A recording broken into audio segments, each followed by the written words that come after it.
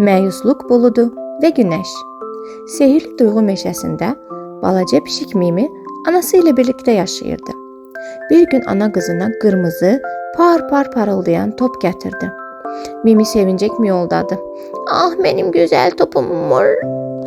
Mimi qaçdı, tullandı, güldü. Meşə onun gülüşü ilə doldu. Amma birdən top ucu iti bir daşın kənarına dəydi və pıs səsi çıxdı.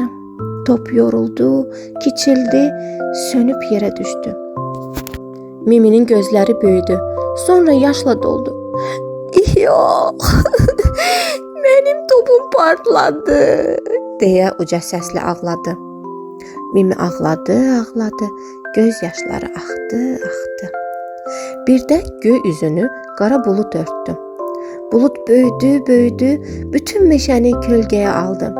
Ana pişik sakit səslə pıçıldadı. Mən buradayam balam, istəsən səni qucaqlayaram. Amma Mimi başını yellədi.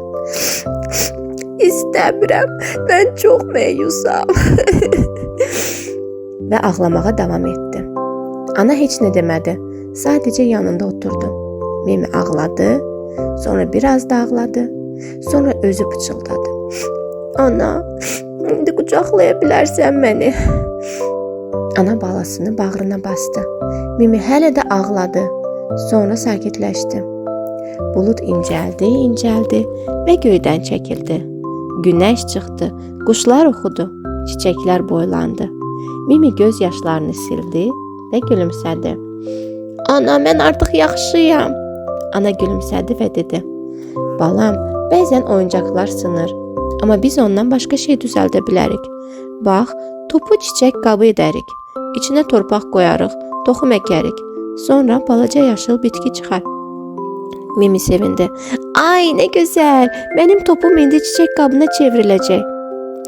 Mimi anasını möhkəm qucaqladı, evə birlikdə qayıtdılar. Əllərində ümidə çevrilmiş top vardı və duyğu meşəsi uzun müddət Miminin təmiz gülüşü ilə işıqlanmış oldu.